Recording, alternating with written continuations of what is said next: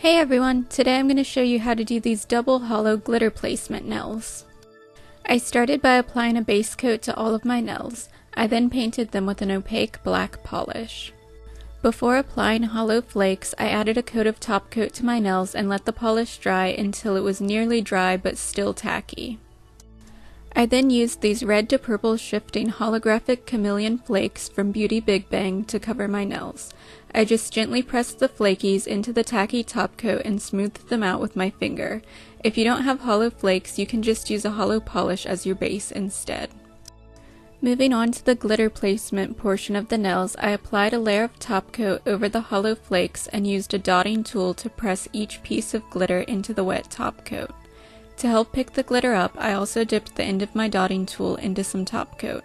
I used arrow-shaped glitters, but any large holographic glitter shapes will work. Once I had placed all the glitter, I used my finger to press the pieces into my nails and secured them with one last layer of top coat.